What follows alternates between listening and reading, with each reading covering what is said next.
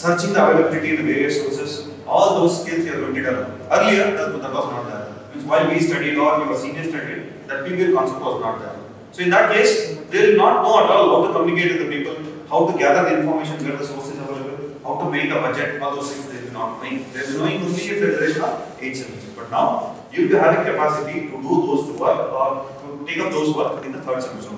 So that is called as cognitive skill, where only our college or few colleges are implementing right now. But under the NEP, all the colleges must implement this cognitive thinking ability for the students. Okay. Next. The rigid separation of disciplines with early specialization steering of the students into narrow areas of strength. That means, I have seen the syllabus of the first year now, right now. The first year syllabus of engineering, where I told they already went under NEP. The syllabus is standard like every student has to study all the courses.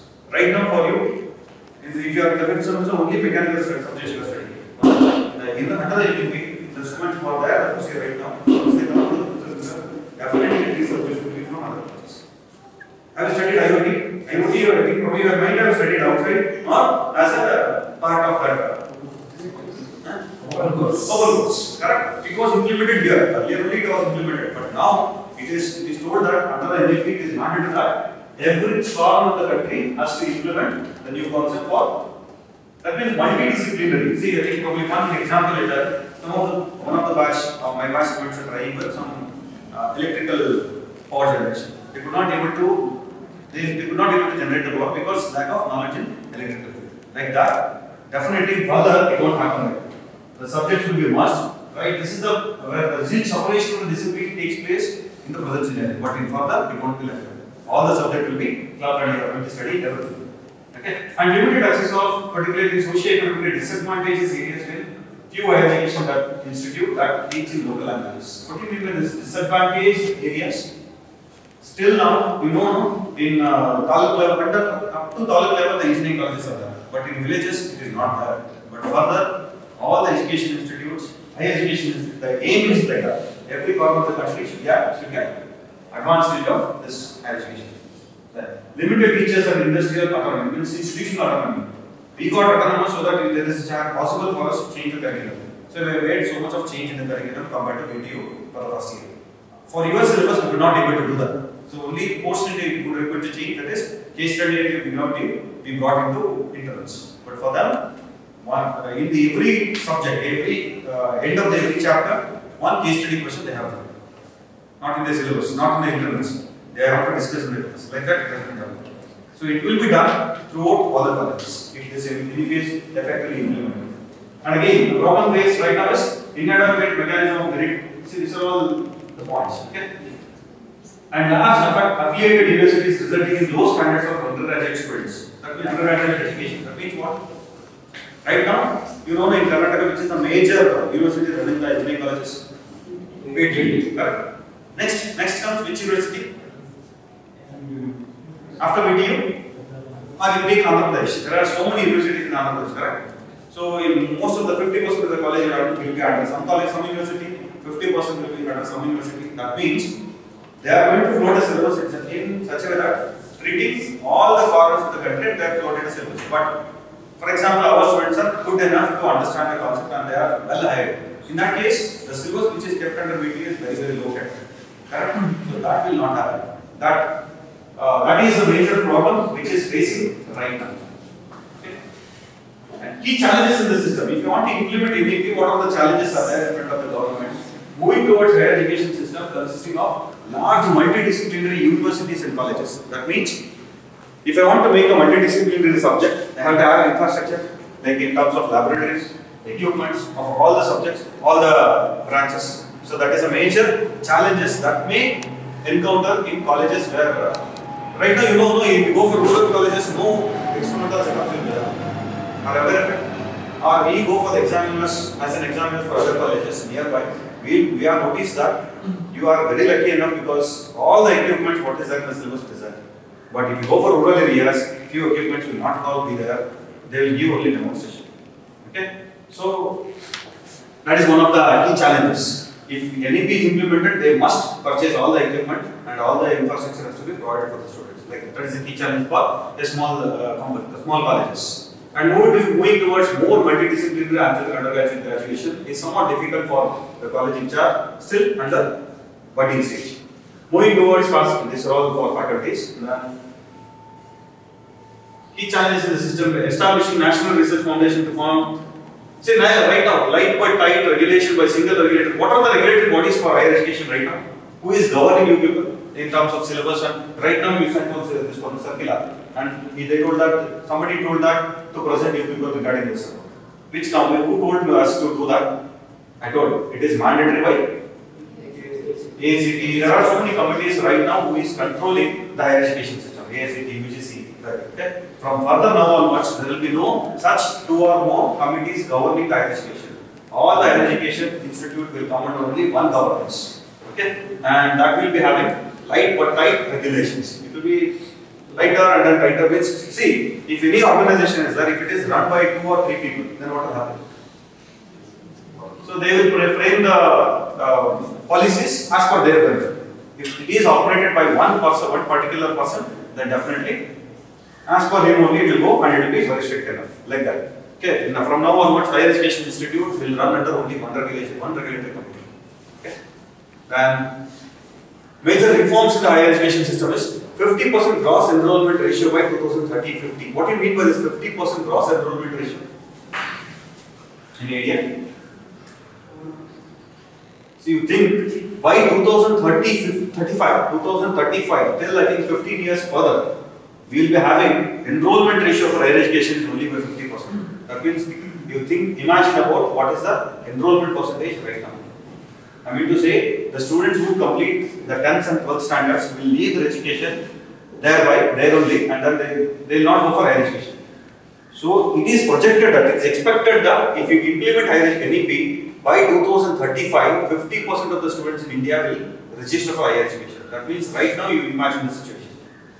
Okay, you are seeing only the one side of the coin, that is the metropolitan cities or urban areas. You are going to see all the students who are studied 10+2, they register for higher education. But if you go for village level, still many students are dropping their education up to the level of 10+2. After that, they are not going because of so many reasons. So this, if you implement NEP, that may be because of lack of knowledge, that may be because of communication skill, and financial thing, so many things. NEP tells about financial also, it will come in the further slides. So it tells about, if I implement an NEP, it is expected that in 2035, 50% of the students will enroll for NEP. Just imagine what is the percentage right now, it may be what it may be. Okay, and then, see, this is the program which is, what is the number of years you are going to do for UG program? 4 years. And for PG? 2. See, if I want to call you as a master degree guy, then you're supposed to undergo how many years? 6 years. But if it is NEP, if NEP is implemented, and if you take integrated course, your master degree will come within 5 years. Okay? There will be no concept of 4+2. If you are interested in master degree, then you can complete the master degree with just 5 years. And there are, in the NEP, this MPhil is discontinued. I think in the just 3 to 4 months back, there was a big news about this MPhil where it is discontinued. Okay. And next. And one more important thing is credit transfer and academic bank of credits. What do you mean by this credit transfer system? This credit transfer system is,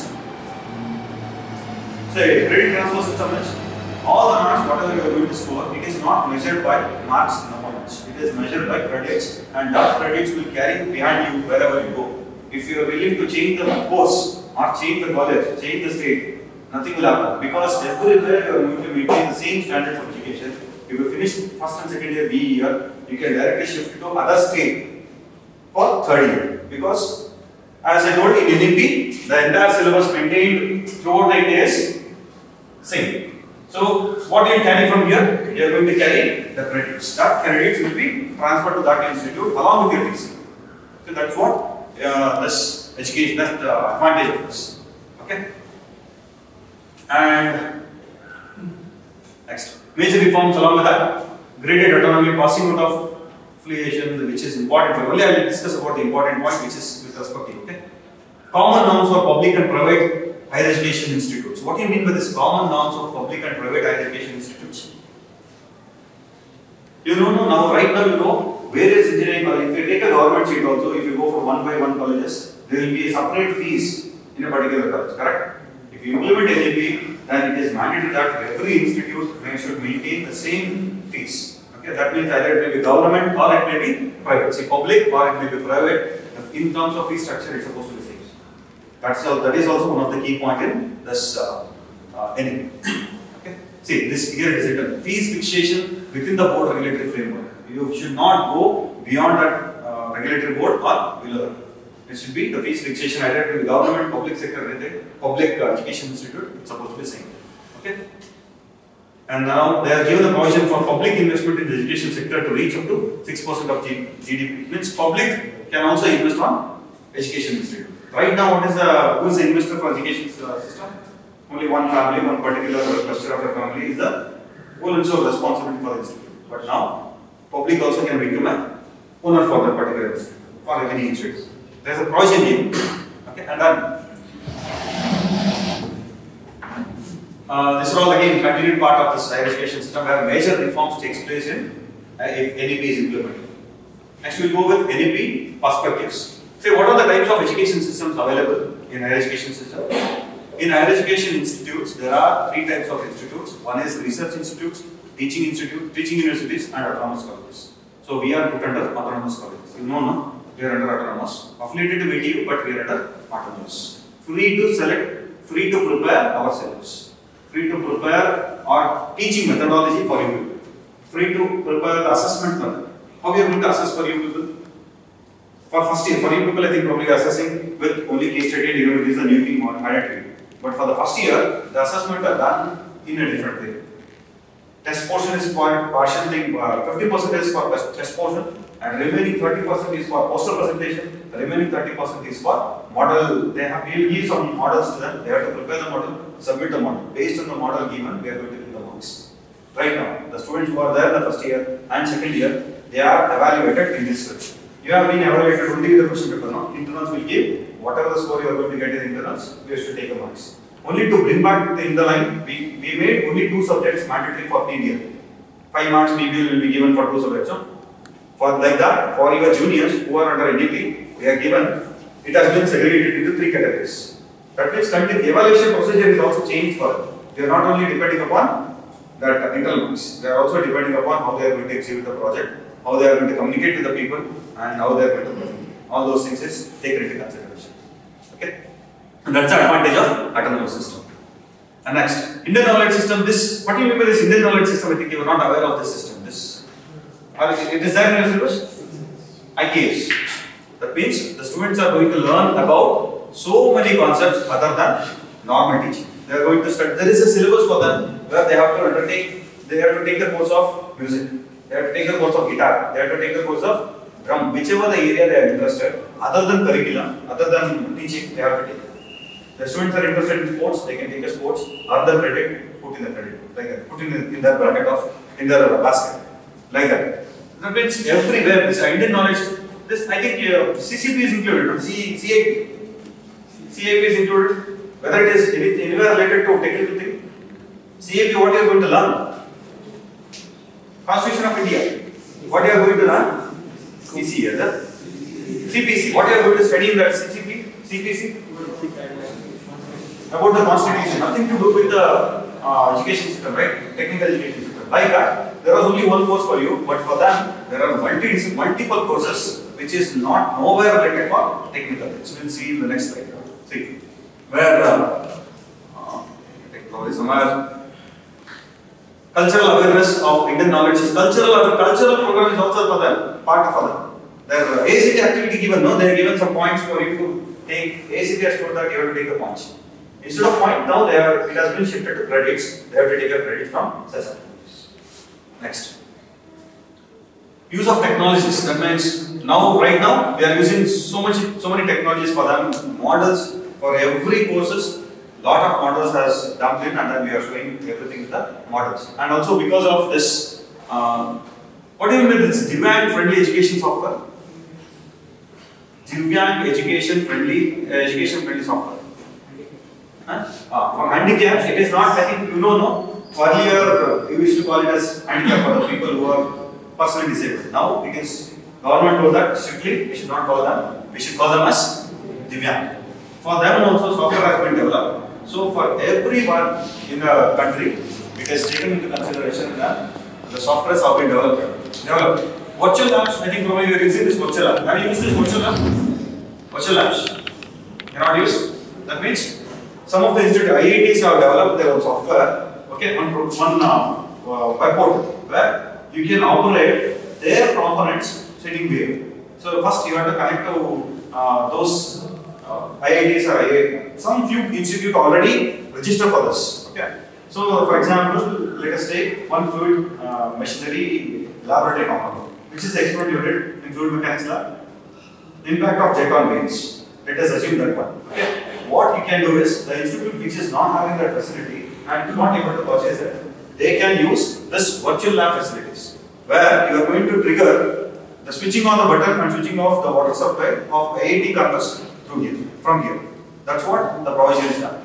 Right now it is already there. In top missions, I'll show one demonstration. Okay, I'll communicate with them and I'll show you how we are going to conduct the experiment in some other institute sitting here. That will see. Okay. So so many facilities are already in line, and within 1 or 2 years definitely it will come into full-fledged. And outcome of NEP, what may be the outcome of the NEP? In the year 2030, it is expected that in a full-fledged manner, 2030, completely NEP may be implemented. Okay? And bringing back 2 crore students out of the school, out of school children. That means what?